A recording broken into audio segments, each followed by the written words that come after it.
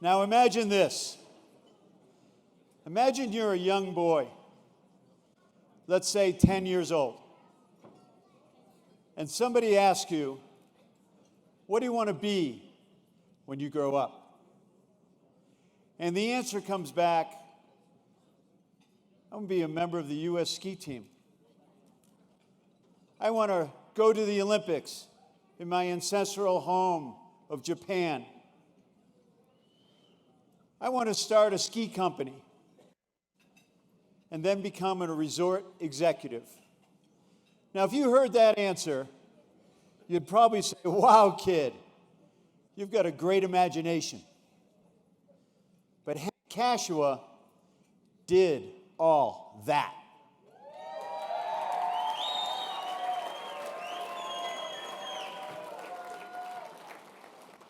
The man is a savant, an entrepreneur.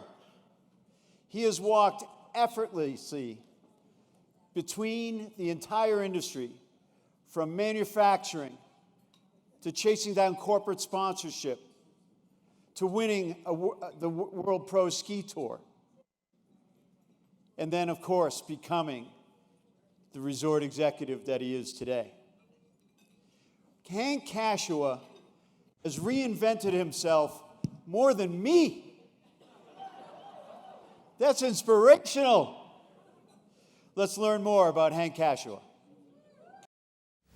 Of all the variety skiing has to offer, the ultimate treat has to be champagne, and not the kind you drink. In an athletic and ski industry career that spanned 5 decades, Hank Kashiwa's name became synonymous with the sport. Kashiwa grew up in the central Adirondacks, skiing out of the 633-foot Mount Macaulay outside Old Forge, New York.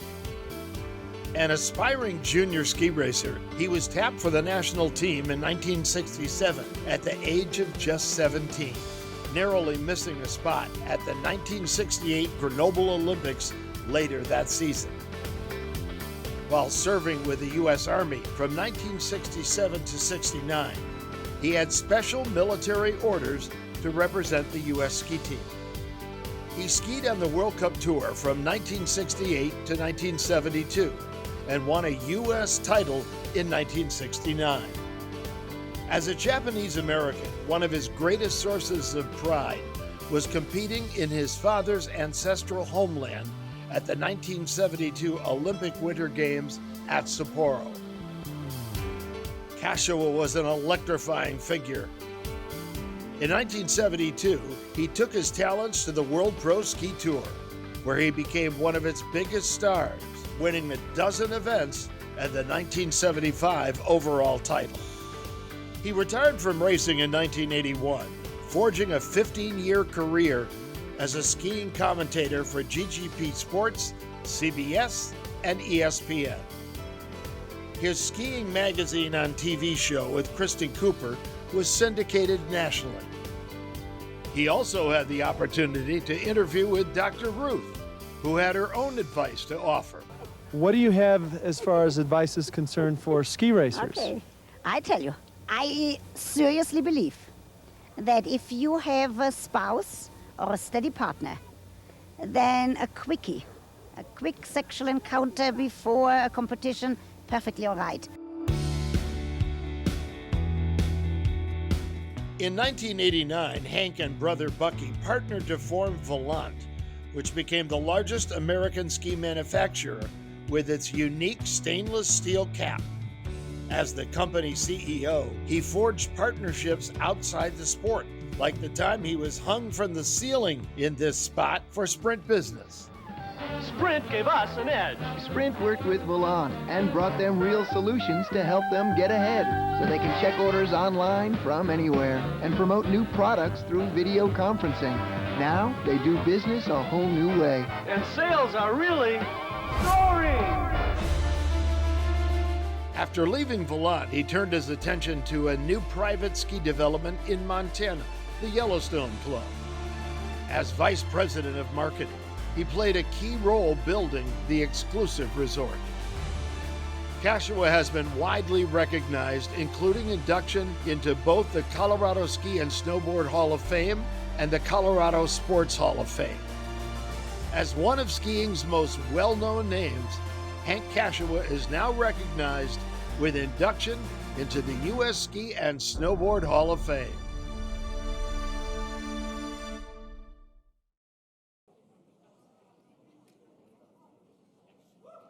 Come here, Hank. How about my family? Congratulations, Hank. Good to see Thanks, you, brother. Danny. Good to see you, man. Great job. Thank you. Good job. How about my son? Yeah, Henny, nice to see you. Nice to meet you. Hi, Sonia? guys. Sophie and Heidi. Welcome. Turn this way. Hank Kashiwa, having been elected by representation of the 11.6 million skiers and snowboarders in America, we hereby bestow upon you, here at Black Rock Mountain Resort in Park City, Utah, our country's highest snow sport award, the Medal of Honor.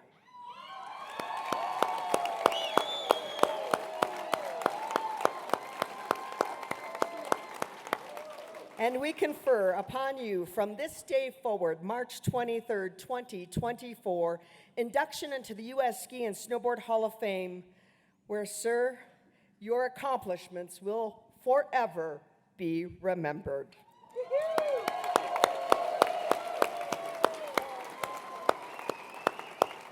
Open up. Here we go.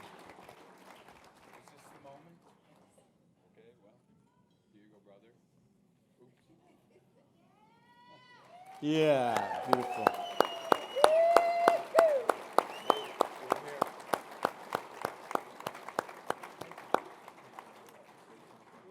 It's all yours now, Hank. I've been granted 1 minute. And this is a story that I believe has a relevant moral to it, I guess, that applies to everyone here, especially my older brother. Clint Eastwood was 88 years old when he produced, directed, and acted in a movie called The Mule. When that was about halfway produced, he chanced to run into the late Toby Keith. And Toby was probably in his 50s at the time, and Toby was in complete awe of what Eastwood was doing at that age. And so he said, "Man, how do you do it? Where do you get this energy? Where does it come from?" And Eastwood just said, "I don't let the old man in."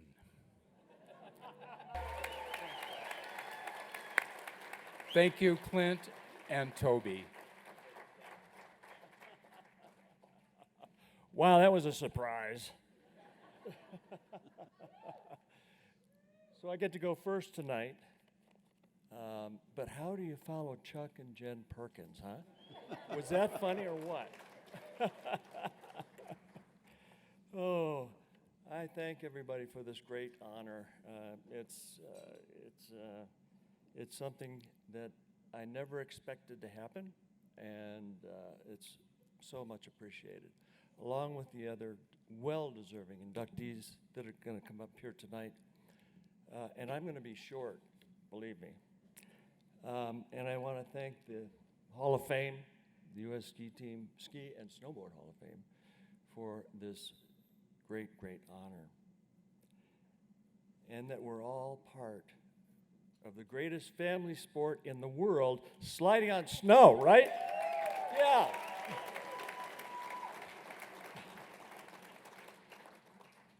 And I thank my son Henny, wife Sonia, Sophie, and Heidi for bringing me up here. Pretty cool, huh? Granddaughters? I have a couple thank yous I want to give right off the top. First is to Mike Hunter, who was the voice of World Pro Skiing, close friend for 30-some years, and made this happen. He gave the nomination and followed it up with hours of his tenacious being and made it happen. Thank you, Michael.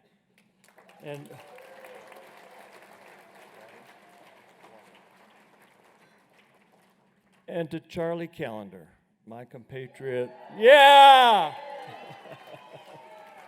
Thanks. My compatriot at the Yellowstone Club, who is the ultimate organizer for so many parts of this weekend that came together because of Charlie's diligence. Thank Charles. Yeah, Charlie. And my wife Jamie. Jamie, you have to stand up back there. You're next to Wayne Wong. Where are you? Oh, she's over there. Okay. How lucky can a guy get? Yeah. So, here we go. How does a little Japanese Irish kid that was born in a little town in New York called Manhattan get to skiing as a lifestyle and be here on a night like this, which, I mean, unbelievable. My parents moved to the Adirondacks from Manhattan when I started playing in the streets, and I started skiing. It's thanks to my mother's foot, as she made space for me, for the rest of my siblings, and didn't want me underfoot. And so I got to ride up the rope tow in the knees of the big guys behind me. It was pretty cool. That's how I got started. I won my first race at the age of 5. It was 3 gates down the hill. I went straight down into my mother's arms, where she took me immediately to the bathroom where I had to pee. So I came through the ranks of skiing, and one night we were in Portillo, Chile, at a training camp for the '68 Olympics. Coach Bob Yeti came over to me and said, "Hank, how would you like to go in the Army and ski?" And I said, "Great." Signed right up for it. My parents didn't think much of that.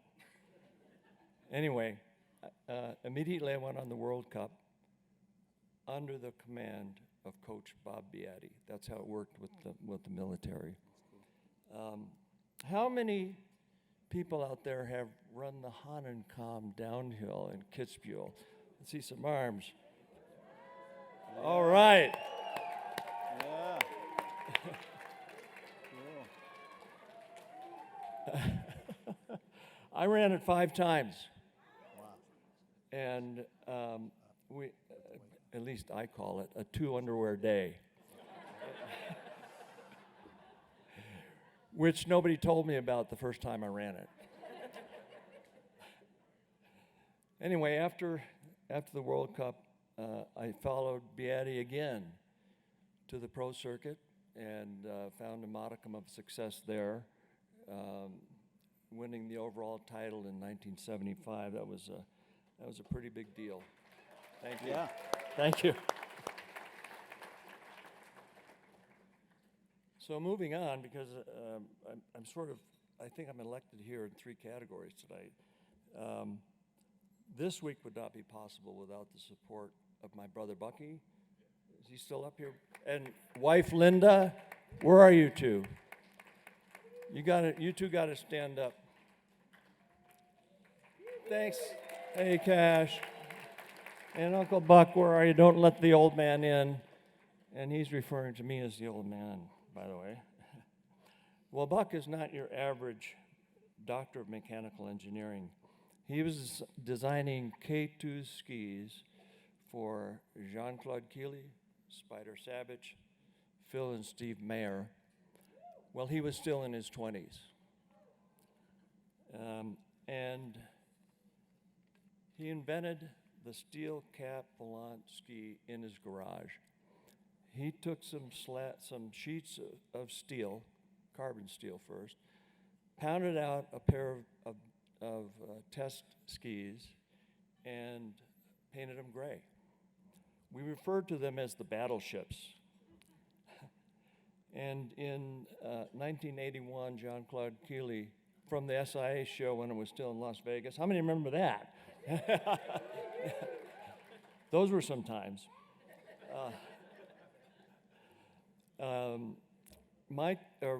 John Claude introduced me to Mike Markkula, who was the third founder of Apple Computer. And Mike invited Bucky and I to come to his house in Snowmass at the time, and he skied on these battleships, as he called them, and they broke. But he's hung in there with us and got 2 other investors to join him, and they financed the first round of our Volant ski adventure. I was, as said in the video, I was the president from 1990 to 2000. And during that time, we overtook K2 as the second largest ski brand in the US. We sold 100,000 pairs of skis a year. And then we sold it to Atomic in 2000.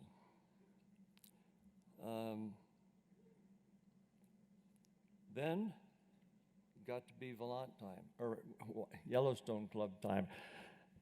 Hans, don't remember that, Mark. Through Mike Markkula, I became the first vice president of marketing at Yellowstone Club, and Charlie Callender was the first vice president of sales.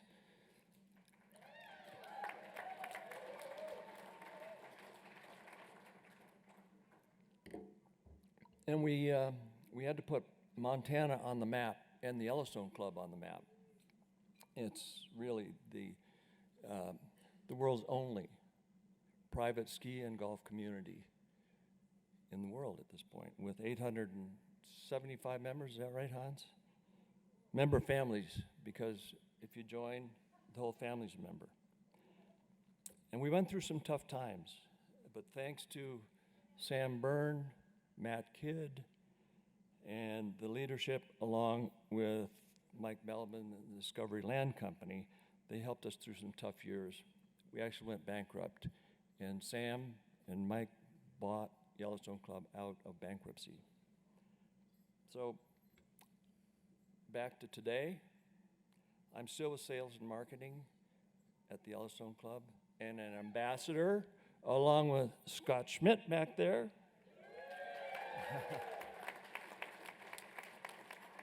And we fondly remember our former director of skiing, Mr. Warren Miller. Yeah. So I'd like to thank all the Yellowstone Club members and staff who came, led by our general manager, Hans Williamson, back there, and his wife, Kimmy. A large contingent of members and staff. Dear to my heart is a young lady named Casey Sailstrom back there. I got to hire Casey as an intern, and she's been there for 20 years, Case? 1,600 years. She's the best. Casey, Bob, I love you. Yeah. J.C. Estenson did these wonderful hats, the logos and everything. He's our creative director at the Yellowstone Club.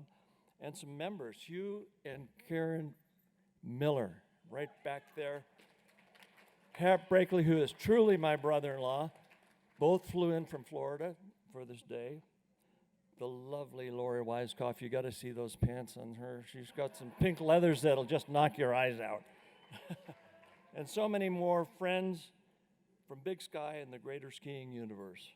I'm lucky to have more than I can list in this short amount of time that I've been given. But I thank you all so very much for this great honor, and have a good evening, everybody.